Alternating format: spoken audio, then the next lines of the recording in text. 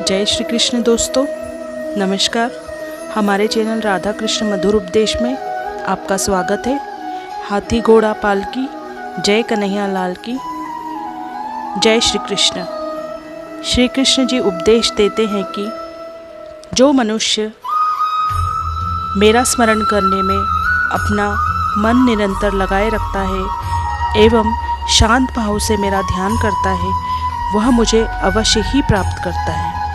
अर्थात श्री कृष्ण जी कह रहे हैं कि जो व्यक्ति सच्चे मन से ईश्वर की पूजा करता है, ध्यान लगाता है, उनका स्मरण करता है, ईश्वर उसे अवश्य ही प्राप्त होते हैं एवं उन्हें इसका फल भी ज़रूर मिलता है। तो दोस्तों, इसी से जुड़ी एक कहानी आज हम आपको सुनाते हैं। इस कहानी में हम जानेंगे कि अगर हम पूरे विश्वास और सच्चे मन से अपने इष्ट की सेवा करते हैं तो किस तरह वह हमारी सहायता करते हैं। साथ ही हम यह भी आशा करते हैं कि आपको इस कहानी से अपने सवालों के सभी जवाब मिल जाएंगे। तो आइए कहानी की ओर चलते हैं। दोस्तों, एक समय की बात है। एक भोला भाला व्यक्ति अपनी पत्नी के साथ गांव से किसी काम की तलाश में शहर आया। उस दंपति के पास जो थोड़ी बहुत जमा पूंजी थी, उससे उन्होंने शहर में किराए पर एक सस्ता सा मकान ले लिया। काफ़ी समय बीत गया लेकिन काम नहीं मिल पा रहा था। अब तक उन दोनों ने वापस अपने गांव लौटने का मन बना लिया था। एक दिन की बात है, जब वह व्यक्ति काम की तलाश में कहीं जा रहा था तो रास्ते में उसने देखा कि एक धार्मिक स्थल निर्माण कार्य चल रहा था। साथ ही वहाँ पर सेवा भी चल रही थी। वहाँ पर कुछ लड़के भी सेवा कार्य कर रहे थे। उनसे उस व्यक्ति ने पूछा, क्या मैं यहाँ पर कुछ काम कर सकता हूँ? लड़कों ने कहा, हाँ, ज़रूर कर सकते हैं। फिर व्यक्ति ने पूछा कि तुम्हारे मालिक कहाँ पर हैं? मैं उनसे बात करके यहाँ भर्ती होना चाहता हूँ, जिससे मुझे मेरा मेहनताना मिल सके। लेकिन वहाँ पर कोई मालिक था ही नहीं, क्योंकि वहाँ पर तो सेवा का काम चल रहा था। तभी लोग उस जगह पर अपनी श्रद्धा के कारण काम कर रहे थे और श्रमदान कर रहे थे। उस व्यक्ति को इस बात का पता नहीं था।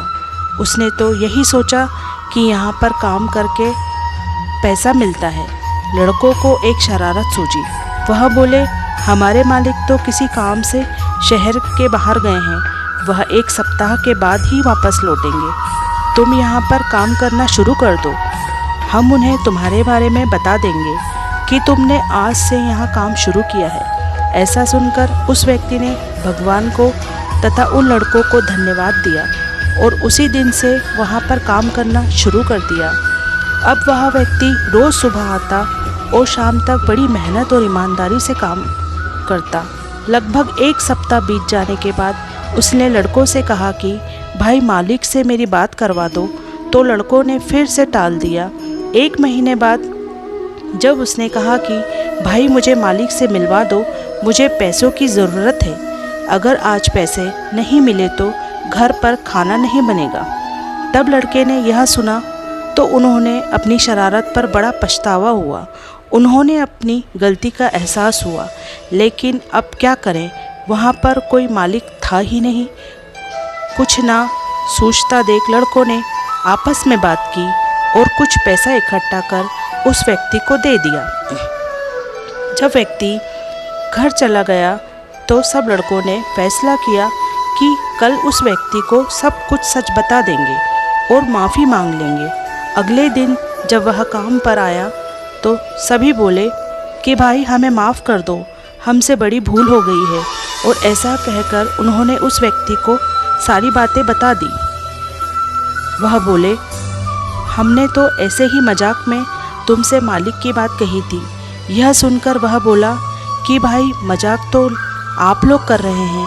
यह सुनकर सभी आश्चर्य में पड़ गए और उस व्यक्ति ने आगे कहा कि हमारे मालिक तो सचमुच बहुत ही अच्छे हैं और दयालु व्यक्ति हैं। फिर उसने पूरी बात बतानी शुरू की। वह बोला, कल जब मैं अपने घर पहुंचा तो मेरी पत्नी ने मुझे बताया कि आपके मालिक आज दोपहर को घर आए थे और बोले कि तुम्हारा पति बड़ा ही मेहनती और ईमानदार है, अपना काम करता है। और ऐसा कहकर वह पूरे 1 महीने की पगार 1 महीने तक का राशन देकर गए। ऐसा कहकर वह व्यक्ति अपने मालिक को धन्यवाद देकर फिर से अपने काम में जुड़ गया। तो दोस्तों, इस कहानी से हमें यह शिक्षा मिलती है कि हमें कभी भी अपने ईश्वर पर संदेह नहीं करना चाहिए। वह हर समय हर एक के साथ हैं और जानते हैं हम क्या कर रहे हैं। हमारे इष्ट यह भी जानते हैं कि उन्हें कब किस व्यक्ति को कितना और क्या देना है। हमें तो बस मन से अच्छे कर्म करते रहना है। जैसा कि गीता में लिखा है, भगवान श्री कृष्ण ने भी कहा है कि कर्म किए जाओ, फल की चिंता मत करो। उम्मीद करते हैं आपको यह कृष्ण उपदेश एवं यह कहानी पसंद आई होगी। धन्यवाद। जय श्री कृष्ण।